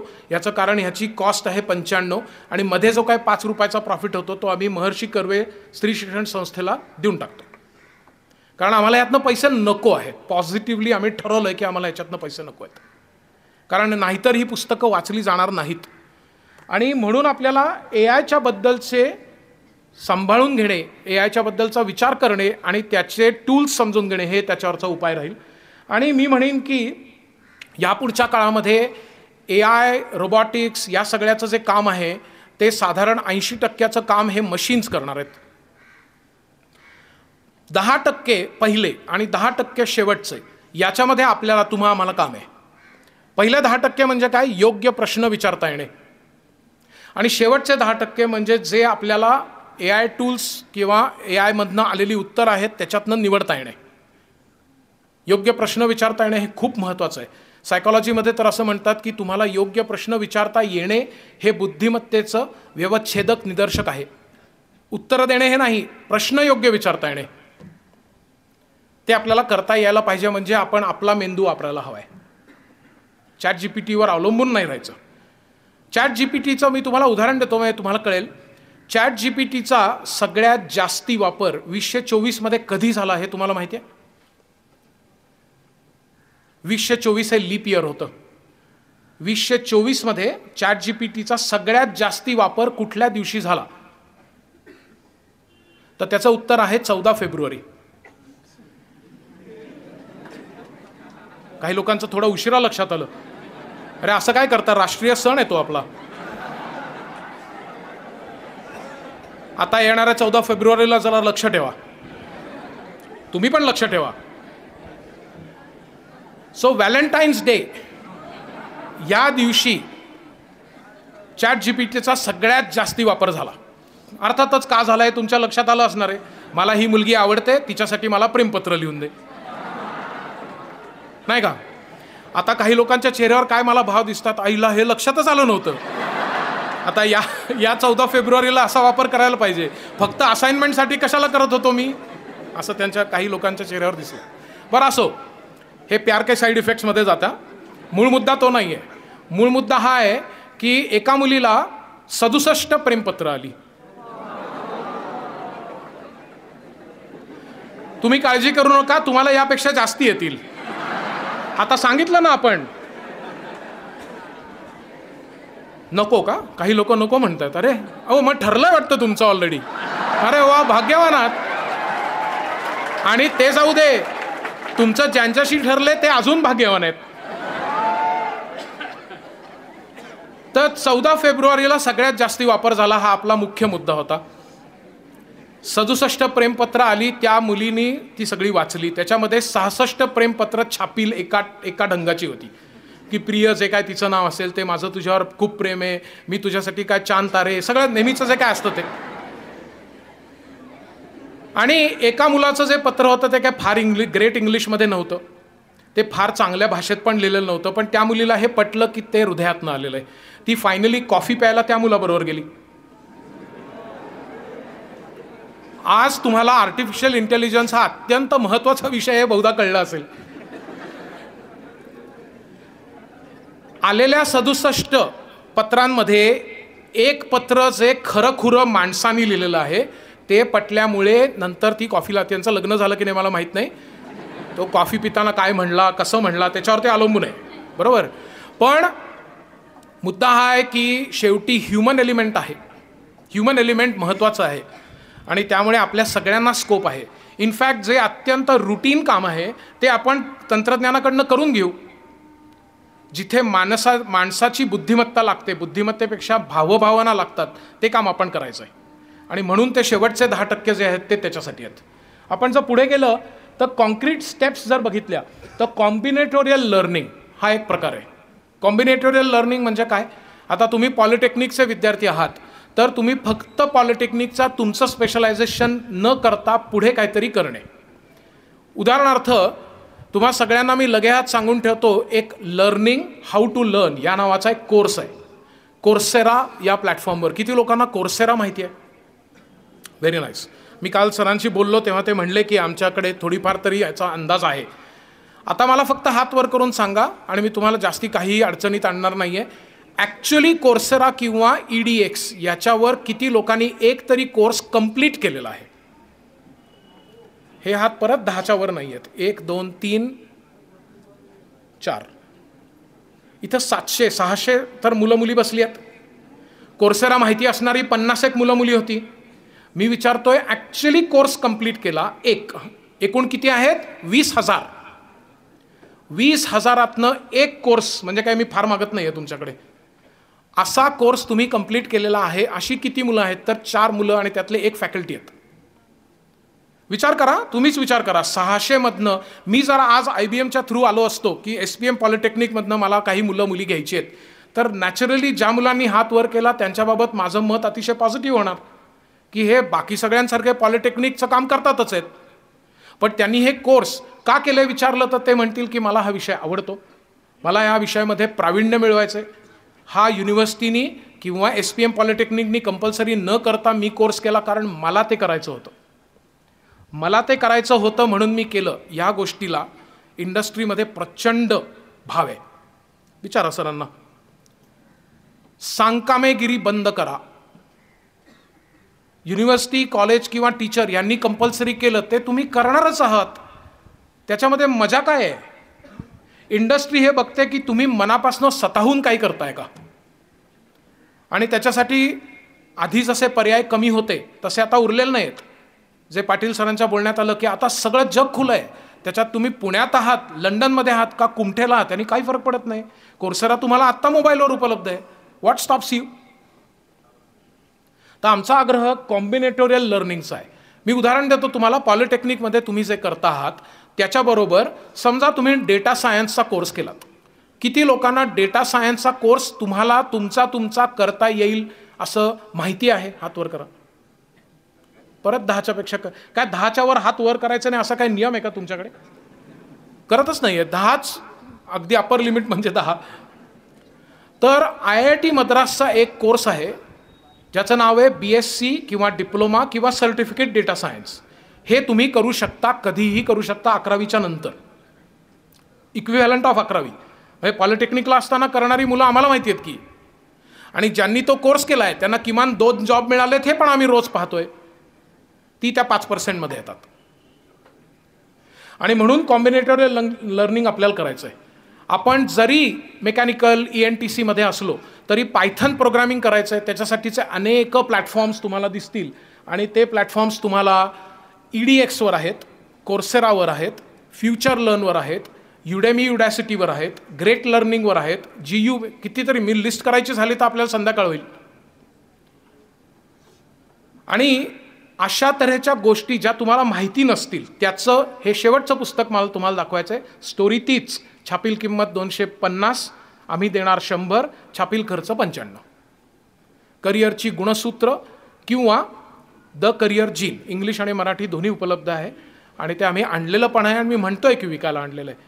पण त्याच्यामध्ये 300 टूल्स आम्ही दिले आहेत. त्याच्यातला आमचा दावा आहे की आम्ही आत्तापर्यंत कुठलाही पालक, शिक्षक आणि विद्यार्थी यांना 40पेक्षा जास्ती माहिती नाहीत. आणि केवळ माहिती नाही म्हणून त्याचं वापर होऊ शकत नाही, कारण माहितीच नाही तर कसं करणार. spoken-tutorial.org नावाची IIT बॉम्बेची फुकट असणारं प्लॅटफॉर्म आहे. त्याच्यावर तुम्ही मराठीमधनं C++, पायथन, जावा प्रोग्रामिंग शिकू शकता. आम्ही आसाममध्ये, नागालँडमध्ये, अरुणाचल प्रदेशमध्ये शिकवतो. तिथल्या ग्रामीण भागातल्या मुलांना आम्ही हे सांगितलं, ते म्हणले अहो आम्हाला एवढं इंग्लिश येत नाही. मग आम्ही त्यांना सांगितलं ॲसमीजमध्ये शिका. भारताच्या घटनेच्या शेड्यूल 8मध्ये ज्या 22 भाषा राजमान्य आहेत त्याच्यातल्या 16 भाषांच्यामध्ये spoken-tutorial.org नावाच्या वेबसाईटवर तुम्हाला सगळं तंत्रज्ञान शिकता येतं आहे आणि त्याच्यासाठी तुम्हाला IIT बॉम्बेचं सर्टिफिकेशन मिळणार आहे. हे तुम्ही पॉलिटेक्निक करत असताना मिळणार आहे आणि हे फ्री आहे. आता ह्यापेक्षा सोपं का असं करता येईल? यापेक्षा सोपं करायचं झालं तर मीच करायला पाहिजे ते. असे अनेक टूल्स आहेत. त्यामुळे कॉम्बिनेटोरियल लर्निंग हे आपल्याला हवं आणि माझा असा समज आहे की कुठल्याही क्षणी करिअरमध्ये तुम्हाला किमान 2 गोष्टी नीट यायला पाहिजेत. एक जे तुम्ही करता आहात ते आणि एक ॲडिशनल कुठली तरी गोष्ट जी तुम्हाला मनापासून आवडते ती. मग ती सायकॉलॉजी असेल किंवा अन्य काहीही असेल. म्हणून आम्ही दिलेली उदाहरणं कम्प्युटर सायन्स आणि neuroscience, psychology and data analytics, chartered accountancy आणि प्रोग्रामिंग, MBBS आणि लॉ, BE किंवा ॲक्च्युअल सायन्स, काहीही कॉम्बिनेशन तुम्ही केलं तरीसुद्धा you are going to be good. काल आमचं बोलणं पण झालं की AIDS समजा करायचं ठरवलं तर त्याच्याबरोबर कुठला तरी ॲप्लिकेशन एरिया, डोमेन ह्याच्यावर आपली पकड पाहिजे. किंवा तुम्ही इंजिनिअरिंग करत असाल तर त्याच्यामध्ये सायकॉलॉजी माहिती पाहिजे किंवा फायनान्स माहिती पाहिजे किंवा प्रोग्रामिंग माहिती पाहिजे किंवा लँग्वेज किंवा तुम्हाला जे आवडेल ते. पण हे कॉन्शियसली करायला पाहिजे, कोणी सांगणार नाही आहे तुम्हाला. दुसरं R नावाचं एक पॅकेज आहे, एक्सेल मॅक्रोज नावाचं एक पॅकेज आहे. ह्याच्याबद्दलचा कोर्सेस उपलब्ध आहे, ट्रेनिंग उपलब्ध आहे. R पॅकेज हे फ्री आहे आणि इंडस्ट्रीमध्ये चलती आहे. फक्त किती लोकांना इथं R हे पॅकेज आहे म्हणून माहिती आहे? 1 2. दिस इज इट. यावरनं तुमच्या लक्षात येईल की जॉब न मिळण्याचं कारण तुम्ही कुठे कमी पडताय हे नाही आहे, आपल्याला माहिती नाही आहे म्हणून आहे. माहिती झाल्यावरही जर तुम्ही केलं नाहीत तर तो आळशीपणा आहे. मग तो तुमचा तुम्हाला लखलाभ आणि माझ्या तुम्हाला शुभेच्छा राहतील, पण मग आपली मैत्री नाही होणार. काही करायचंच नाही तर आपण बोलण्यात काय पॉईंट आहे? तर हे आपल्याला करावं लागेल. हे केल्याशिवाय आपल्याला जॉब मिळणार तरी नाही, नाहीतर मिळाला तर टिकणार तरी नाही. You need to be in top 10%. जे तुम्ही करताय त्याच्यामध्ये टॉपला पाहिजे आणि हे सगळेजण करू शकतात. त्याच्यासाठी फक्त प्लॅनिंग लागेल, त्याच्यासाठी विचारपूर्वक केलेलं नियोजन लागेल. आणि म्हणून हा दुसरा मुद्दा की कुठल्या तरी प्रकारचं डेटा ॲनालिसिस आपण शिकलं पाहिजे. तिसरा जर मुद्दा आपण घेतला तर क्रिएटिव्हिटी, कम्युनिकेशन स्किल्स हे आपल्याला डेव्हलप करायला लागेल. या प्रकारचं ट्रेनिंग आम्ही अनेक कॉलेजेसमध्ये, IIT बॉम्बेमध्ये करतो, IIT खरगपूरमध्ये करतो, कमिन्स कॉलेज ऑफ इंजिनिअरिंग पुणेमध्ये 650-700 मुलींसाठी करतो, कमिन्स कॉलेज ऑफ इंजिनिअरिंग नागपूरमध्ये आम्ही आता गेली 8 वर्ष करतोय, अन्य अनेक कॉलेजेसमध्ये आम्ही करतोय. असा आम्ही 30 तासाचा प्रोग्रॅमच डिव्हाइस केला आहे की जे इंडस्ट्रीला लागतं. त्याच्यामध्ये क्रिएटिव्हिटी एक आहे, महत्त्वाचा भाग आहे. आणि त्याचे कोर्सेस मधुरानी तिथं खाली दिलेत. 17,087 कोर्सेस तिला सापडले तर त्याच्यानंतर अजूनही आले असण्याची सुद्धा शक्यता आहे. हे कोर्सेस फ्री आहेत, हे आपण फक्त करत नाही आहोत. समजा आपण पुढे गेलो तर डिजिटल प्रेझेन्स म्हणजे फक्त फेसबुक किंवा इंस्टाग्राम याच्या पलीकडे लिंक्डइनवर आपण असलं पाहिजे. आपण जे काही काम करतो आहोत, कोर्सेस करतो आहोत, आपण जे प्रोजेक्ट करतो आहोत त्याची माहिती आपण अपलोड करायला पाहिजे. आणि या गोष्टींमुळे मी तुम्हाला परत ह्याचीच फक्त गोष्ट सांगायची ठरवली ना तर आपल्याला एक दिवस लागेल. अनेक मुलं मुली आणि त्यातली ग्रामीणसुद्धा ह्या मुलामुलींना थेट परदेशाच्या स्कॉलरशिप मिळण्याचं कारण की त्यांनी त्यांचं प्रोफाईल हे डिजिटली अपडेटेड ठेवलं होतं. नांदेडहून आलेली एक मुलगी, तिला सिंगापूरमध्ये त्या कंपनीने बोलवून घेतलं तिकीट देऊन की तुम्ही आमच्या प्रोजेक्टवर 3 महिन्याकरता काम करा. हे माझ्या समोर घडलेली गोष्ट तुम्हाला सांगतोय मी. त्यामुळे हे आपल्याला घडवून आणता येईल. हे केलं म्हणजे सक्सेसची गॅरंटी नाही आहे, पण हे केलं नाही तर फेल्युअरची गॅरंटी आहे. त्यामुळे हे आपल्याला करायचं आहे. त्यामुळे डिजिटल प्रेझेन्स म्हणजे लिंक्डइन सारख्या प्लॅटफॉर्म्सवर आपण असलं पाहिजे. किती लोक इथे लिंक्डइनवर प्रोफाईल काढून येत. अरे वा, व्हेरी गुड. चला, 10चा नियम तुम्ही इथं तरी मोडला, ते बरं झालं, चांगलं आहे. आणि ते अपडेटेड ठेवा आणि ज्यांनी हात वर केले नाहीत त्यांनी लिंक्डइन प्रोफाईल काढा आणि त्याच्यावर तुमची माहिती लिहा. तुम्हाला अनपेक्षितरित्या एखादा इंटरव्ह्यूचा कॉल येऊ शकतो. आजकाल जॉबच्यासाठी सिलेक्शन प्रोसेस ही लिंक्डइननी सुरुवात होती आहे. लिंक्डइनवरनं लोक शोधतायत, कंपन्या शोधतायत की कोणाला बोलवायचं इंटरव्ह्यूला. पुढचा मुद्दा आपण घेतला तर होलिस्टिक डेव्हलपमेंट म्हणजे लाईफ स्किल्स, सॉफ्ट स्किल्स. याच्याबद्दल पण आमचं वर्कशॉप असतं. त्याच्यामध्ये communication, problem solving, teamwork, managing self, learning to learn, या सगळ्या गोष्टी आम्ही त्याच्यामध्ये घेतो. आपण जर पुढचा भाग बघितला तर learning a new language, foreign language. आणि नुसती फॉरेन नाही, आपण भारतीय पण अन्य भाषा, मातृभाषा सोडून आणि इंग्लिश सोडून शिकू शकतो. हिंदी तर आपल्याला येतेच थँक्स टू बॉलिवूड, पण आपल्याला ह्या 3 सोडून कुठली तरी भारतीय आणि परकीय सुद्धा भाषा यायला पाहिजे. कालसुद्धा आपल्या कार्यक्रमाच्या शेवटी जेव्हा 2 प्रश्न विचारण्यात आले आणि त्याच्यामध्ये स्वतःची ओळख आधी इंग्लिशमध्ये आणि प्रश्न नंतर मराठीमध्ये विचारला, तेव्हा सरांनी सांगितलंच तुम्हाला की मातृभाषेमध्ये आपल्याला अभिमान पण पाहिजे आणि मातृभाषेवर आपली पकड पण पाहिजे. आणि मग माझं तर म्हणणं आहे एक स्टेप पुढे जाऊन की जर मराठी चांगली आली तरच आपल्याला इंग्लिश चांगली येईल. आणि असा जर आपला गैरसमज असेल की इंग्लिश माध्यमामध्ये शिकलेल्या मुलांचं इंग्लिश फार भारी असतं, तर ते तसं नाही. त्यांना फक्त कॉन्फिडेंटली चुका करता येतात. ते चुकीचं इंग्लिश बोलतात, फक्त रेटून बोलतात. आणि आपली मुलं योग्य इंग्लिश असतं पण बिचकत बिचकत बोलतात. मोठा फरक आहे. आणि आम्ही इंग्लिशचे पण काही सेशन्स घेतो आणि आम्ही हे सांगून घेतो की इंग्लिश हा मेन मुद्दा नाही आहे, त्याला क्लॅरिटी ऑफ थॉट असं म्हणतात. ते माइंड मॅप नावाचं टेक्निक आहे, त्याच्याबद्दलचं आम्ही ट्रेनिंग देतो की ज्याच्यामध्ये भाषा हा एक छोटा मुद्दा आहे, त्यांनी काही अडत नाही. मला स्वतःला अशी लोक माहिती आहेत ज्यांचं इंग्लिश गयेगुजरं आहे, पण ते मॅनेजर्स आहेत आणि ते अनेक ज्यांचं चांगलं इंग्लिश आहे त्यांना मॅनेज करतात, ते त्यांच्या हाताखाली काम करतात. त्यामुळे इंग्लिशने काय आपलं अडत नाही. पण म्हणून इंग्लिशचा दुस्वास करायचं काही कारण नाही. इंग्लिश कसं सुधारायचं त्याचे आम्ही मॉड्यूल्सच घेतो. पण कम्युनिकेशन स्किल्स किंवा लाईफ स्किल्स म्हणजे इंग्लिश असं नाही, हे पक्का ध्यानात ठेवा. आणि म्हणून लँग्वेज शिकताना सुद्धा या बाकीच्या ज्या लँग्वेजेस आहेत, जर्मन आहे, कोरियन आहे, जॅपनीज आहे, तर यासुद्धा भाषा शिकता येतील. आता मला असं वाटतंय की तुमच्यापैकी बऱ्याच लोकांचे हात वर होतील आणि ते म्हणजे ड्युओलिंगो. हे किती लोकांना माहिती आहे? क्या बात आहे, छान. ड्युओलिंगो हे जे ॲप आहे ते फ्री आहे, त्याच्यावर तुम्हाला 30पेक्षा जास्ती भाषा शिकता येतात. हे मग बाकीच्या वेळेला पण असा हात वर होईल असं बघा ना जरा, पुढच्या वेळी भेटू तेव्हा. हे आत्ता कसं छान वाटलं बघायला. तर ड्युओलिंगो याच्यावर आपण भाषा शिकू शकतो. तसं openculture.com याच्यावर 46पेक्षा जास्ती भाषा शिकू शकतो. आणि कोर्सेरा, EDX आणि या प्लॅटफॉर्म्सवर सुद्धा तुम्ही कोरियन किंवा जॅपनीज किंवा जर्मन किंवा फ्रेंच शिकू शकता. तर आपल्याला अशी काहीतरी भाषा शिकलेली असणं महत्त्वाचं आहे. मी तुम्हाला याचं कारण सांगतो आहे, नुसतंच शिका अशा ह्यानी नाही सांगत आहे. जॅपनीज भाषा शिकलेली एक मुलगी की जिचा CGPA हा थोडा कमी होता, 6.5, 7च्या आसपास होता, आणि टॉपर वर्गातली जी होती ती 9 पॉईंट समथिंग होती.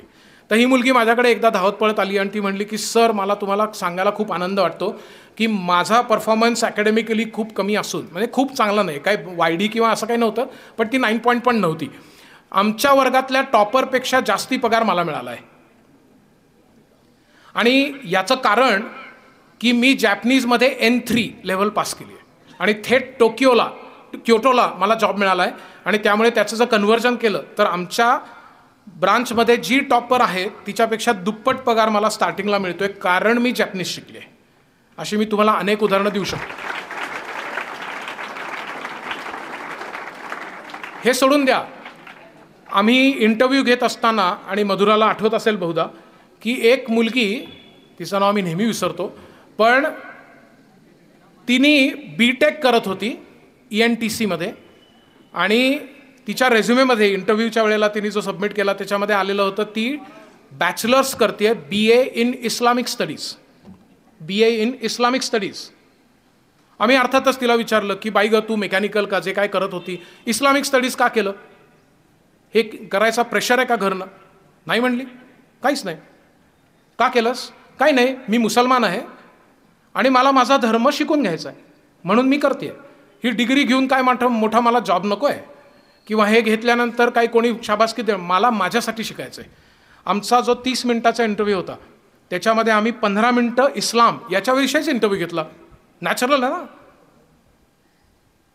मग अर्थातच त्यावेळेचे ट्रिपल तलाक किंवा असे जे सामाजिक प्रश्न आहेत त्याचंही आमचं बोलणं झालं. त्याहीमध्ये ती अपडेट होती, त्याही तिने व्यवस्थित अभ्यास केलेला होता. त्याच्यावरती तिची मतं, ती आमची आणि तिची मतं जुळली पाहिजे असं काही आत्ताच नाही, पण ती काहीतरी स्वतंत्र विचार करून बोलत होती. शेवटी स्वतंत्र विचार हाच तर इंडस्ट्रीला लागतो. सांगकामेपणा सोडून देणे हा त्याच्यावरचा डेफिनेट उपाय आहे. आणि ते तिने का केलं याचं उत्तर, मला ते शिकायचं होतं हे म्हटल्यानंतर शी गॉट 3 जॉब्स. नुसता आमचा इंटरव्ह्यू चांगला झाला असं नाही. आर्शिया सय्यद का तिचं नाव? आर्शिया सय्यद हे तिचं नाव होतं, मध्येच केव्हा तरी आठवतं मला. सो ह्या मुलींनी इस्लामिक स्टडीजचा BA का केलं असेल तुम्ही विचार करा ना. BTech होऊन ती जाणार कुठेतरी परदेशामध्ये मास्टर्स करायला, कशाला शिकायचं गरज आहे? गरज नसताना स्वतःहून केलेला हा जो पार्ट आहे तो महत्त्वाचा आहे. म्हणून फॉरेन लँग्वेज हा पण एक आहे. आपण जर पुढे गेलो, लर्निंग बाय डुईंग हे आता NEP 2020मध्ये आलेलं आहे, आणि 6 महिने तुम्हाला प्रॅक्टिकल ट्रेनिंग, इंटर्नशिप ही करावीच लागते, त्यामुळे मी याच्याविषयी सांगत नाही. पुढे आपण गेलो तर नर्चरिंग GK याच्याविषयी माझं थोडंसं बोलणं आधी झालेलं आहे, की न्यूजपेपर्स, क्विज ॲप्स, बुक्स, आणि मुख्य म्हणजे न्यूजपेपर्स. माझा आग्रह आहे की तुम्ही कोणत्या भाषेत वाचता आहात हे महत्त्वाचं नाही. आत्ता GSTमध्ये आज नेमके बदल काय जाहीर झाले आणि 22 सप्टेंबरपासून नेमकं काय होणार आहे आणि त्यांनी सामान्य माणसाच्या लाईफमध्ये काय फरक पडणार आहे याच्याविषयी आपल्याला 5 वाक्य नीट बोलता यायला पाहिजेत. मनोज जरांगे यांचं जे काय आंदोलन झालं त्याच्यातनं फायनली निष्कर्ष काय झाला, GR काय आहे, हैदराबाद गॅझेट म्हणजे काय आहे, त्याचं आपल्याला काही राजकीय मतं सांगायची नाही आहेत, आपल्याला फॅक्ट सांगायचे आहेत. पेपरामध्ये काय आलेलं आहे ते वाचून त्याच्याविषयीचं आपलं आकलन सांगायचं आहे. मतं नाही, आकलन म्हणतोय मी. लगेच काय आपण जय भवानी जय शिवाजी करायची गरज नाही आहे की असंच पाहिजे आणि तसंच पाहिजे. मी म्हणतोय तुम्ही तुमचं आकलन सांगा. याच्यासाठी आपल्याला पेपराचं वाचन आवश्यक आहे आणि ते सर्व सामाजिक विषयात पण आवश्यक आहे. मग नेपाळ आणि भारतामध्ये असणारं लिपुलेख याच्याविषयी काय आत्ता कॉन्ट्रोवर्सी हे पण माहिती पाहिजे. डोनाल्ड ट्रम्प नेमकं आत्ता काय म्हणले ह्याच्याविषयी सगळं माहिती पाहिजे आपल्याला. आणि ह्याच्यासाठी अक्षरशः 5 ते 6 रुपयाचा पेपर वाचायचा आहे, आणि तेही तुम्हाला नको असेल तर मोबाईलवर वाचायचं आहे. प्रश्न टूल्स किंवा इन्फ्रास्ट्रक्चरचा नाही. मी तुमच्या मागे लागलो आहे तो ह्यानी की आपल्याला करायचं आहे का, इच्छा निर्माण होणे, याच्याशी ते सगळे येऊन भिडणार आहे. मला संसाधनं उपलब्ध नाहीत असं शक्य नाही, मला हे करायचं नाही हा आळशीपणा आहे, दुसरं काही नाही. आणि म्हणून आपल्याला सोशल कोशंट हा पण आपल्याला असला पाहिजे. आणि म्हणजे दादांच्या स्मृतीप्रित्यर्थ असणाऱ्या कार्यक्रमामध्ये सोशल कोशंट विषयी बोलणं म्हणजे विनोद आहे, ज्यांची उभी हयात याच्यात गेली. पण सोशल कोशंट आपण दाखवू शकलो पाहिजे की मी फक्त माझा जगत नाही, मी समाजाला उत्तरदायित्व माझ्याकडे असलं पाहिजे. मी काहीतरी छोटं का होईना पण माझ्या स्फिअर ऑफ इन्फ्लुअन्समध्ये काहीतरी समाजासाठी रोज करतो असं आपल्याला स्वतःला सांगता यायला पाहिजे, इतरांना दाखवण्यासाठी नाही. याला म्हणायचं सोशल कोशंट. जसा IQ असतो ना, इंटेलिजन्स कोशंट, तसा सोशल कोशंट, इमोशनल कोशंट असला पाहिजे. आपण जर पुढे गेलो तर नोईंग युअर सेल्फ म्हणजे स्वतःची ओळख, जे काल धर्माधिकारी सरांच्या बोलण्यामध्ये त्रिसूत्रीतलं पहिला भाग आला होता. योग हा भाग आहे 13वा मुद्दा, आणि स्वतःची ओळख म्हणजे 12वा मुद्दा, नोईंग युअर सेल्फ. याच्याबद्दल अनेक टूल्स आहेत. ते टूल्स आम्ही वापरून त्याचं आर्टिफिशियल इंटेलिजन्सच्या साह्यानेच एक सॉफ्टवेअर पण बनवलं आहे. त्या सॉफ्टवेअरबद्दलची मी अजिबात तुम्हाला ॲडव्हर्टिजमेंट करायला इथं आलेलो नाही आहे. मी फक्त म्हणतोय तुम्ही आमचं टूल वापरा, अगर न वापरा, स्वतःला ओळखा हे नक्की. त्याच्यासाठी फ्री टूल्स पण आहेत, ती आम्ही तुम्हाला सांगू. ती पुरेशी नाहीत पण निदान आहेत, काहीच नसण्यापेक्षा ते तरी बरं. असे अनेक टूल्स आहेत, पण त्याचा कुठेतरी आपण नीट विचार करायला हवा आहे. तर हे करणं आणि योग, प्राणायाम, मेडिटेशन याच्यावर आम्ही बराच भर देतो. आणि माझी सहकारी जी आहे डॉक्टर मधुरा, ती याच्यातली तज्ज्ञ पण आहे, ती सायकॉलॉजिस्ट पण आहे आणि ती आग्रह मुलामुलींकडे धरते की याच्याशिवाय आपल्याला AIवर ताबा मिळवता येणार नाही आहे. आता तुम्ही म्हणाल या दोन गोष्टींचा काय संबंध? याचे आमच्याकडे 100पेक्षा जास्ती रिसर्च पेपर्स आहेत की आर्टिफिशियल इंटेलिजन्सच्या अत्यंत धुमश्चक्री असणाऱ्या काळामध्ये मन स्थिर ठेवणं याच्यासाठी जर आपल्याला काही करता येणार असेल तर खरोखरच योग, प्राणायाम, मेडिटेशन. आणि काल सरांनी पण त्याच्यावर बरंच विवेचन केलं आहे आणि अत्यंत आनंदाची गोष्ट म्हणजे सुदर्शन क्रिया तुमच्याकडे होते. त्यामुळे आम्ही काही विशेष वेगळं सांगायची गरज नाही. आनंदाचाच भाग आहे की तुमच्याकडे हे होतं. पण ह्या 13 मुद्द्यांवर जर का आपण काम करणार असू तर आर्टिफिशियल इंटेलिजन्स याच्यावर आपल्याला नीट मात करता येईल. आणि त्याच्यामध्ये मूलभूत मुद्दा हा असेल की संसाधनं हे लिमिटिंग फॅक्टर्स नाहीत. मला हे करायचं आहे ही इच्छा निर्माण होणं हा त्यातला सगळ्यात महत्त्वाचा मुद्दा आहे. आणि हे जर केलं नाही तर अजून 5 ते 10 वर्षानंतर आयदर जॉब मिळणार नाहीत किंवा मिळालेले जातील. हे जितकं सत्य आहे तेवढंच जर का तुम्ही हे करणार असाल तर AI तुम्हाला अजिबात धक्का लावू शकत नाही, तेही निर्विवादपणे सत्य आहे. पुढे जर आपण गेलो तर ही ती पुस्तकं याच्याविषयी मी तुम्हाला सांगितलं आणि ही तुम्हाला आत्ता 100 रुपयामध्ये प्रत्येक पुस्तक उपलब्ध आहे. कुठलंही घेतलं तरी 100च आहे, मी तुम्हाला ऑलरेडी सांगितलं. फक्त लक्षात हे घ्या की नुसती पुस्तकं घेऊ नका, ते वाचन करा आणि ते शेअर्ड बेसिसवर केलं तरी चालेल, लायब्ररीमध्ये केलं तरी चालेल, आम्हाला त्याच्याशी मतलब नाही आहे. ही पुस्तकं ऑलरेडी खूप चांगली गेलेली आहेत. ह्याच्या खपासाठी आम्ही आलेलो नाही, पैशासाठी तर नाहीच नाही. पण हे जर आपण वाचलं नाही, याच्यातले प्रिन्सिपल्स जाणून घेतले नाहीत आणि मुख्य म्हणजे ते आचरणात आणले नाहीत तर आर्टिफिशियल इंटेलिजन्समध्ये आपल्याला कमी स्कोप राहील आणि ह्या काळामध्ये आपल्याला टिकावं लागणं अवघड राहील. आणि म्हणून दुसरा त्याचा काउंटर पार्ट हे जर का आपण केलं तर आपला टिकाव तर लागेलच, पण आपण एक पाऊल पुढे असू. आणि हे तुम्ही सगळेजण करा अशी माझी तुम्हाला आग्रह पण आहे, तुम्हाला शुभेच्छा पण आहेत. आणि मला परत एकदा एवढ्या उत्तम श्रोतृज्ञासमोर बोलवल्याबद्दल आभार आहेत. धन्यवाद.